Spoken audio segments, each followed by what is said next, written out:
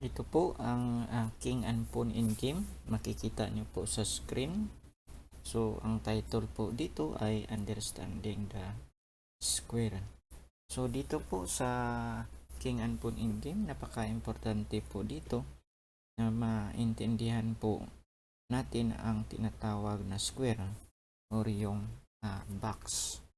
So, dito sa screen makikita nyo po, ito po ang box dito. So, ano bang ibig sabihin dito ng box? So, dito ay mayroong outside pass pawn yung white. Ito, papunta doon sa A8 na square. So, para malaman natin mga kaibigan kung ma-promote nyo ba ang pass pawn o hindi kapag kayo ay white. So, para malaman natin kung ma-promote itong pass pawn o hindi, ay gagamitin po natin ito yung box. So dito sa box na ito, kapag yung king ng black ay makapasok dito sa loob ng box, so ibig sabihin nun ay ma-stop niya yung pass pawn. So walang winning kasi maitabla ng black. So ibig sabihin kapag makapasok yung black sa box, maitabla yung game. Subalit kapag yung king ay hindi makapasok sa box or nasa labas ng box, ay mayroong winning chances para po sa white. So tingnan po natin, dahil dito ay black to move, so ito po ang mangyari dito. So nakapasok po yung king sa box. So ibig sabihin walang winning chances dito ang white dahil maitabla ng black. So white nag-move ng A5, king D6, E6, king C7, A7, king B7, so E8, din king takes A8. So yan po ay naitabla po ng black yung posisyon. Dahil po dito ay yung king ng black ay nakapasok sa box. So tingnan po natin ang susunod na chess position dito. So ito po, makikita nyo po. So dito sa posisyon, ang pagkakaiba dito sa previous position ay yung distance ng pawn papunta sa winning square.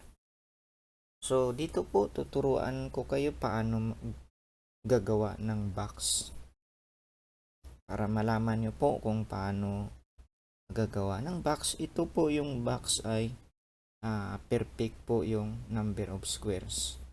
So mag-start po kayo dito mula sa pawn. Bibilangin po natin 1, 2, 3, 4, 5, 6, 7. So mayroong 7 square dito papunta sa winning square. So meaning 7 moves pa yung mangyari bago mag-promote yung pawn. Pagkatapos bibilang kayo ng 7 squares mula dito. So ito yung ika-7 na square. So pa baba tapos papunta dito ulit. So yan ang box. So dito sa posisyon, ito ay black to move pa rin. So kahit black to move or white to move, dito mananalo ang white. So bakit dito may winning ang white?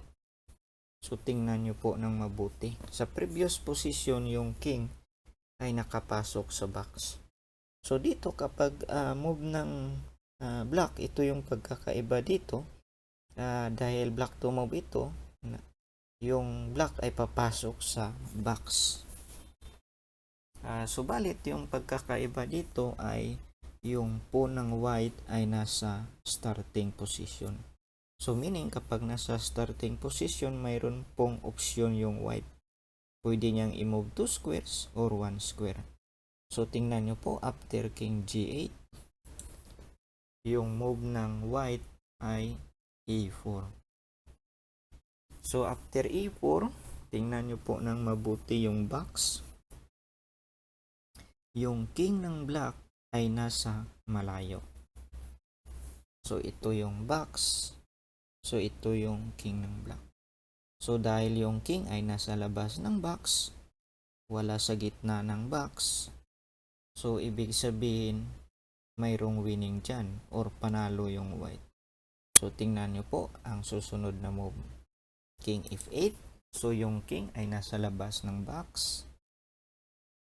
So A5, King A8, A6, King D8, A7, King C8, A8, Queen.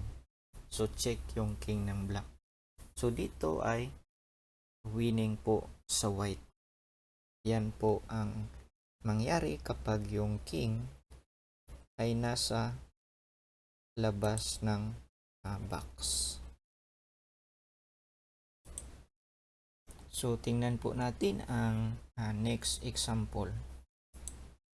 So dito sa next example, sa previous position po natin ay ginagamit natin yung box para malaman natin kung pwede bang ma-promote yung pass pawn o hindi. So dito another ideas na makikita po natin or pwede po natin gagamitin para mabilis natin maintindihan yung distance ng pawn or yung position dito, ay gagamit po tayo ng diagonal squares maliban po sa box. So ibig sabihin kapag yung color ng pawn ay nasa dark square at saka yung king ay na-align sa dark square na diagonal square, so meaning yung position ay tabla yan. So balit kapag yung king ay hindi makapasok sa square, the same diagonal sa pawn, so hindi po mananalo ang black. So wala pong tabla, ay mayroon pong winning sa kabilang side. So ito po yung diagonal line or ito yung square, dark square diagonal. So dito kapag black to move ay tabla po ito dahil yung square ay paliit ng paliit. So balit ito yung box dito. So para mabilis nyong maintindihan kung ano yung color ng pawn at saka diagonal kapag the same yung king, yung location ng king nasa loob ng diagonal squares, so matatabla yan. So for example, black to move, so dito sa king d8, so the same ng diagonal sa pawn. So kapag nag-move ng white dito, so lilipat rin dito yung king ng black. So paliit ng paliit yung diagonal. So after a7, so papasok dito sa box yung king ng black. So tabla po yan kapag black to move. So balit dito ay white to move. So yung king ng black ay nasa labas ng box. Ito yung box. Tingnan nyo po ng mabuti. So balit para sa mabilis nating maintindihan, gagamitin natin yung diagonal.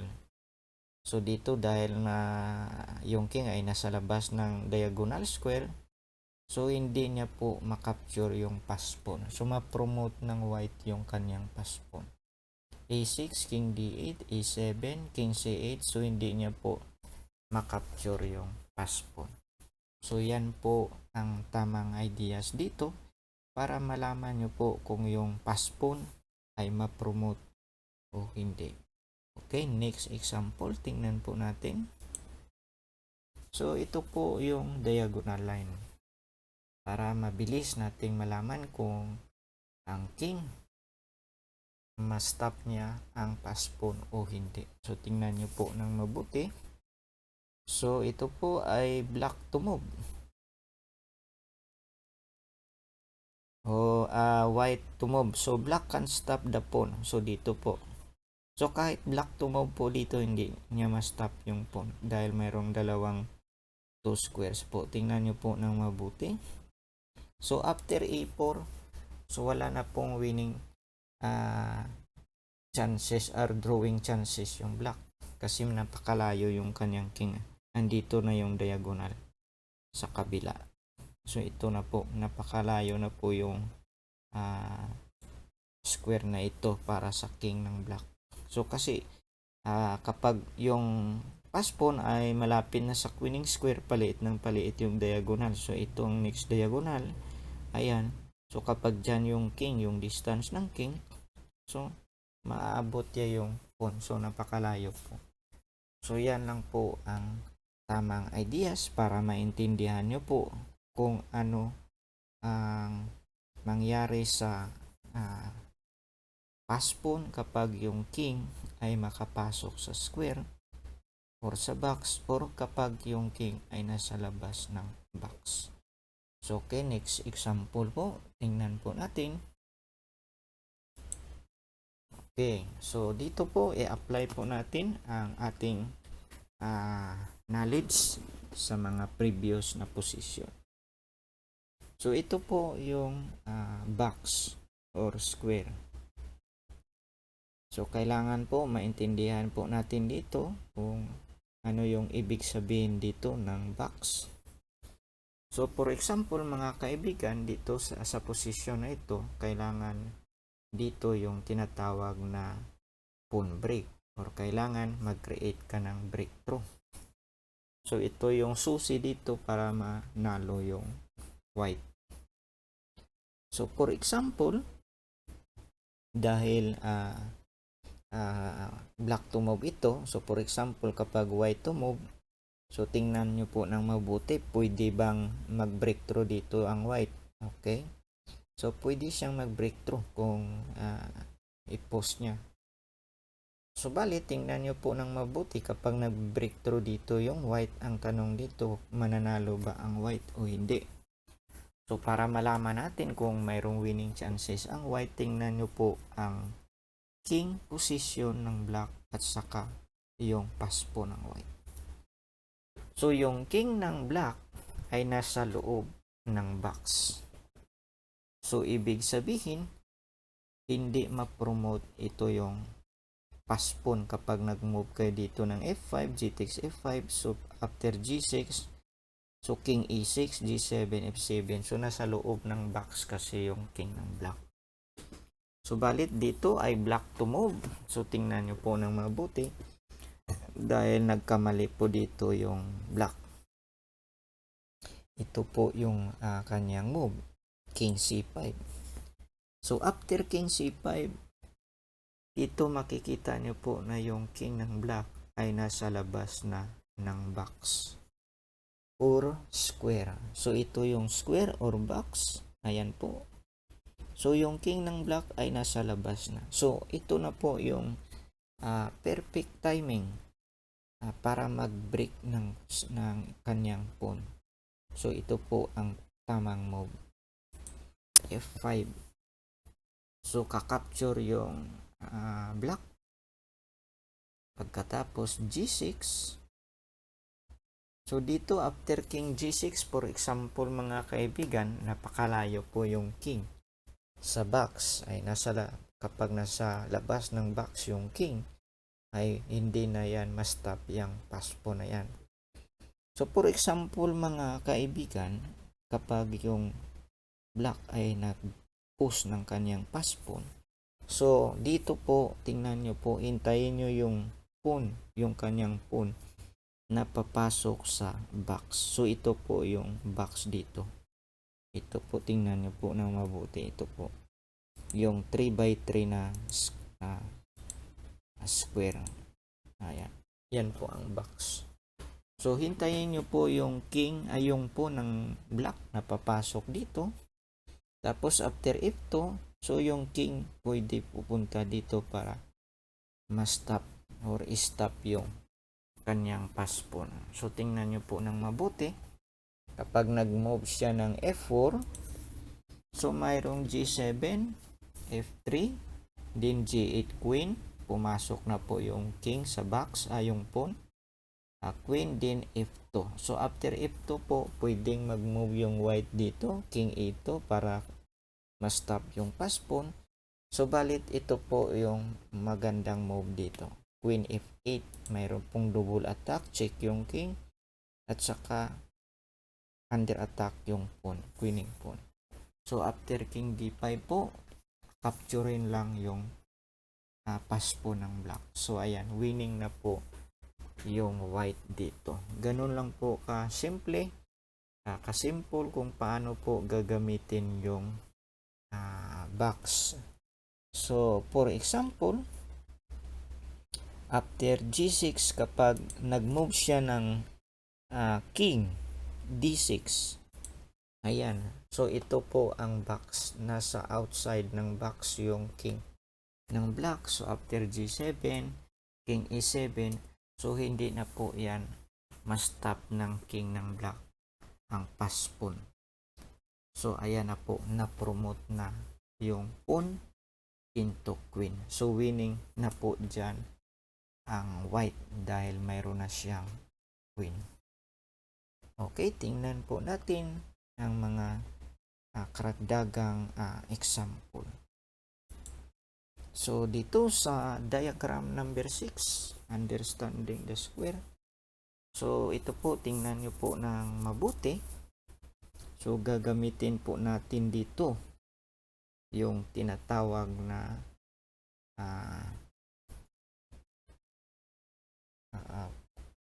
pawn. Ito po yung tinatawag na raising the pawn. So dito po, tingnan po natin yung box. Yung king ng black ay nasa loob po ng box dahil ito yung diagonal. Ayan, pag ganyan. So ito po yung box. So tingnan niyo po ng mabuti. Ito po yung box. Ito po. So nasa loob po ng box yung king. Subalit ito ay white to move. So yung gagawin ng white ay kakapturein yung rook tapos magre-recapture yung black. So tingnan nyo po ng yung position. So after king takes b7, yung position po dito, makikita nyo po na yung king ng black ay nasa labas na ng box. So anong ibig sabihin yan? Dahil yung king niya ay nasa labas na ng box. So ibig sabihin, winning na po dito yung white. Dahil hindi niya po ma-stop yung pass pawn ng white. So tingnan nyo po yung position. It's 4. So dito, kapag subukan ng black na habulin yung pawn ng white, ito po ang mangyari. Tingnan nyo po ng mabuti. King c7. So nasa labas pa rin ng box yung king ng black dahil ito po yung box mula dito papunta doon sa d8. So nasa labas yung king ng black. It's 5. King d7. It's 6. King e7. So kaya bang habulin? So hindi niya po kayang habulin yung pass pawn. Ayan po, na-promote po ng white yung kanyang pass pawn. So another ideas, tingnan po natin. Dahil hindi po kayang habulin ng king ng black yung pass pawn ng white after h4. So another try po para sa black after h4. So ito, itutulak niya rin ang kanyang pass pawn. d5. h5. So dito po sa posisyon na ito, do-draw po tayo ng box. Ito po yung box.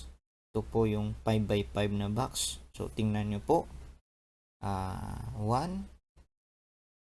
2, 3, 4. 4x4 na box. Ayan. So ang inyong gagawin ay hintayin nyo po na makapasok dito yung pawn ng black sa box. Pagkatapos yung king ng white papasok rin dito sa box para po ma-stop yung pass pawn ng black. So tingnan nyo po ng mabuti. d4. So pwede nang mag-move ng king g4 or king f4 yung white. Ayan na po, nasa loob na po ng box yung king at saka pawn. So after d3, so mayroon pong move na king f3. So dito, so ayan po, na-stop na po ng white yung pass po ng black. So dito po mga kaibigan, sa ganitong klaseng posisyon, makikita nyo po na ito yung pass pawn ay makakapture ng white. Subalit yung kanyang pass pawn ay hindi na po mahahabol dito ng black. Okay, next example po, tingnan po natin. So ito po. So ang posisyon na ito ay tinatawag na opposition. Paano gagamitin natin yung opposition dito sa king and pawn in game? So dito sinasabi po ng writer dito how to promote a pawn versus a lone king. So dito kailangan raw ang tinatawag na understanding sa tinatawag na opposition at saka king position. So yan po ang importante dito para maipanalo po ang ganitong klaseng position. So tingnan niyo po. So dito kapag white to move ay mag-move po ng king c6. Ito po ang kanyang move. So king c8. So wag niyo pong kalimutan, ito po yung tinatawag na ang pawn na nasa fifth track. So kapag mayroon po kayong pass pawn, so kailangan pupunta dito yung king nyo sa harapan.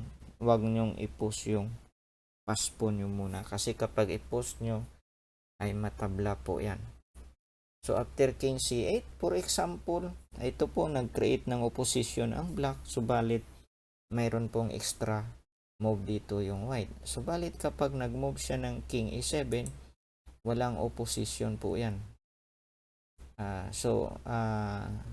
Ang opposition ay pupunta sa sa white. Ayan, ganyan ang mangyari. So makontrol ng white yung d8 na queening square. So talo po dyan yung black. So magdi d6 na, tapos tuloy-tuloy na yung queen. Ayan po. Kaya yung tamang move ay king c8. Subalit dito ay losing pa rin yung black dahil mayroong opposition yung white. After d6, king d8, d7, king e7, then king c7, king f6, d8 queen. So sa previous position po natin, ang pinag-aralan po natin yung square, paano gagamitin yung square para malaman po natin kung ma-promote yung pass pawn o hindi. So dito na naman po ay gagamitin po natin yung opposition. Kapag tayo ay nasa opposition or makuha po natin yung opposition, mananalo po tayo. Kapag hindi natin makuha, so mahirapan po tayong maipanalo. So ayan po ang ideas. Kailangan marunong ka gumamit sa tinatawag na opposition. Okay, next example. Tingnan po natin. Ito po yung position dito. Understanding opposition and king position. Yan po ang topic natin dito. So tingnan nyo po ng mabuti. So ang position na po na ito ay tabla. So bakit po ito ay tabla or draw? Kasi yung king dito ay baliktad po ito sa previous position na inyong makikita na yung king ay nandoon sa harapan ng pawn. Subalit kapag yung king ay nasa likuran ng pawn, ay nasa 6 track yung pawn, ang position na po yan ay draw yan. So tingnan nyo po yung mangyari dito. After king c6, ayan po, so mayroon pong king c8.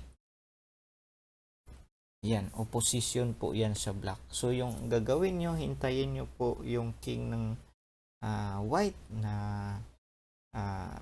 magkatabi sila ng pawn, pagkatapos harapin nyo po yung kanyang king.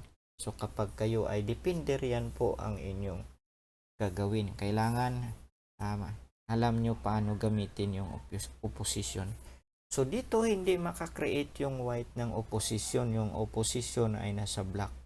Kaya ang mangyari sa game na ito ay mauwi sa tabla dahil yung opposition ay nasa kanyang kalaban, hindi sa white. So king d5. So kapag yung rook ay yung king ay nasa likuran ng pawn, so mag-create ka pa rin ng opposition. So pwede d8 or king d7. So ito yung mas better na move para makontrol yung dalawang square. So yung king pupunta lamang dito sa e5 na square or c5. O tingnan nyo po ng mabuti, king e5, king d8 po ang move. Ito po ay para magkaroon kayo ng opposition. So for example, kapag yung black ay nag-move ng king c8, so ang tawag po dyan ay mali po yan. Yung opposition mapunta po sa white. Ito yung tinatawag diagonal opposition. So dahil yung king ay siya yung nag-create ng opposition yung white. So after king d8, dahil yung next move ng white ay king a7 para makontrol yung winning square. So after king d8 po, ito po ang move d7, king c7. So losing na po yung black.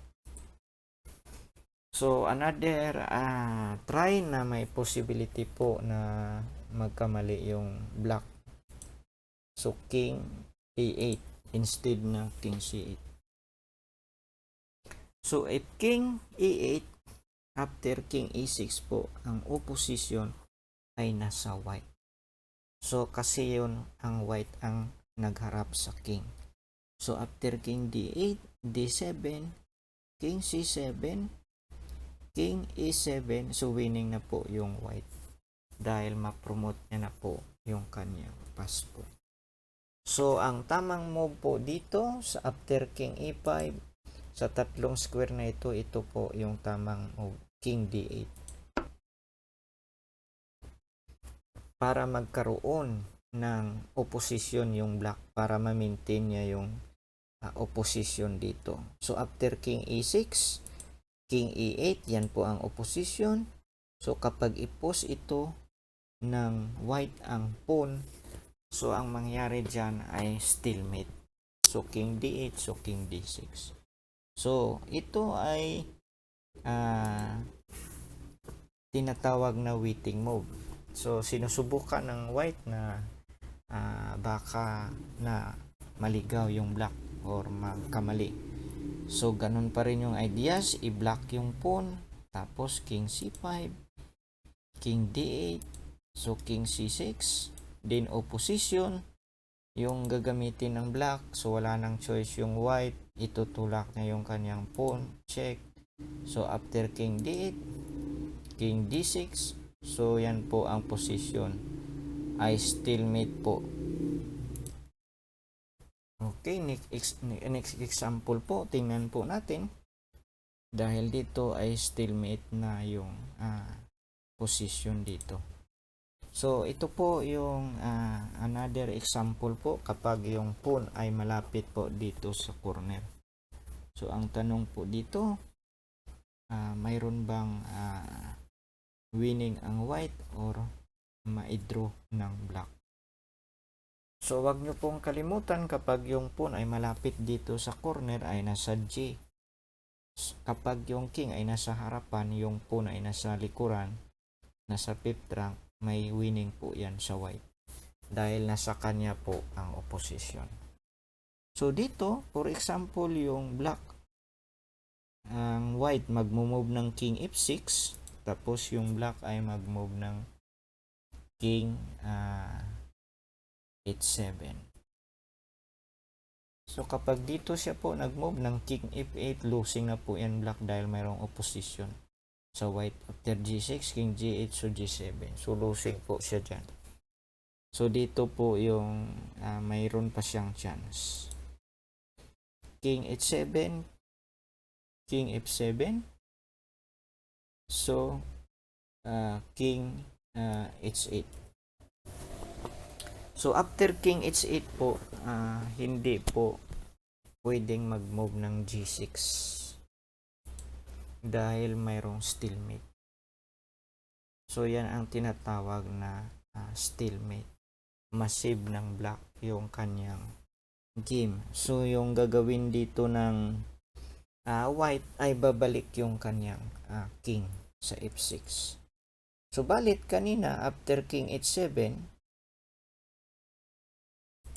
kapag nag-move yung white g6, i-check yung king. So wala po itong winning. Dahil after king h8, king f7 stalemate. Kapag nag-move siya ng g7, mayroon pong g8. So stalemate po yan. So kailangan nyo pong mag-ingat dito. Kailangan nyo mag-analyze po dito para malaman nyo kung ma-win ang posisyon o hindi. So dito after king h7, king f7, king h8, pagkatapos balik lang po king f6. So dito for example mga kaibigan, yung move ng black ay king h7. Mali po ito dahil makontrol ng black ng white yung queening square. So king f7. So after king f7, king h8. So after king h8, hindi po pwedeng mag-move dito ng pawn dahil mas stalemate. So yung tamang move po dito ay king g6. So after king g8, nag-opposition po yung black, then king h6. So another opposition para sa black. So balit dito ay mayroong extra pawn yung white. So na-break po ang opposition ng black. G6. So after G6, king G8. So G7. So wala nang opposition yung black. Talo na po siya dito. So balit dito after king F6, instead na king H7, mayroon pong move dito na king G8. So after king G8, yung gagawin po ng white ay siya po yung mag-create ng opposition. King G6, King H8, King F7. So after King F7 po ay losing na po dito yung black dahil after King H7, ito yun lang yung kanyang move. So mayroon pong check. Ayan po. Check. So King H7, G8 queen na po. So after queen h6, ayan po, checkmate yung king ng black. So yan po ang ideas kung paano nyo po gagamitin ang tinatawag na opposition. Okay, next example po, tingnan po natin. So dito ay ito po ang tinatawag na opposition, ang pag-aralan natin dito. So i-try po natin na i-analyze ito. So dito kapag black to move mga kaibigan, ang position po dito ay losing po yung dito, yung black, kasi kapag dito siya, so dito yung white, ma-break yung kanyang opposition. So balit ito ay white to move. So tingnan po natin dahil dito ay sinasabi na tabla raw ito. So tingnan po natin paano gamitin yung opposition. Dahil kapag white to move, ito po ay draw. So balit kapag black to move, ito ay wins for white. So tingnan po natin king e5. So susundin lang po ng black king e5 opposition po. So for example, kapag i-push ito ng white yung pawns, tabla na po yan. Dahil hindi na magkakaroon ng opposition dito yung white. So ito lang po yung tamang move dito ay king d7. Hindi pwede king d8 dahil makapag king d6 yung white. So after d6, so mag-move lang po ng king d8 para hintayin mo po na yung king ng white pupunta dito. Magkatabi sila ng pawn. So king e6, ayan lang po, harapin po ng black yung king ng white. After d7, so i-block yung pawn. Then yung position po ay stalemate. So yan po ang ideas. So dito, after king d5, babalik lang po yung king ng black opposition. So ito po yung sinasabi nila, maintain the opposition and draw the game. So kailangan lang ma-maintain yung opposition. So after d5, king d7, d6, king d8, king c6, king c8 opposition, d7 check, king d8, king d6. So after king d6 po, stalemate na po yung king ng black. So equal po yung position. Okay, last diagram po, tingnan po natin yung susunod na diagram. So ito po.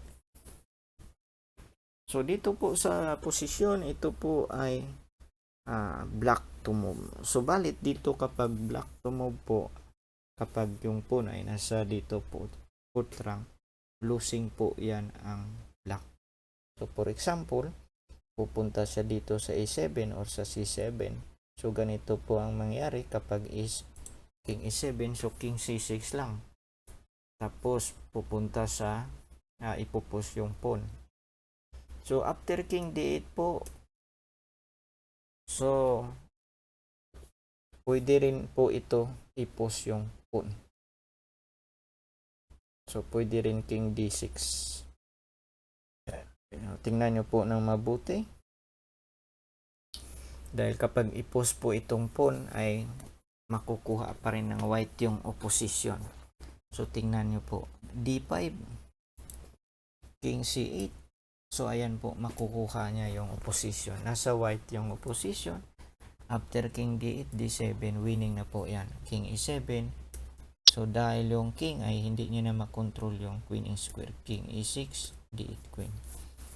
Subalit kapag yung kanyang move after king d8, so pwede rin king d6. Yan rin ang tinatawag na opposition. So after king c8, king e7, so wala na pong control yung black sa d8 na square dahil natalo sa opposition.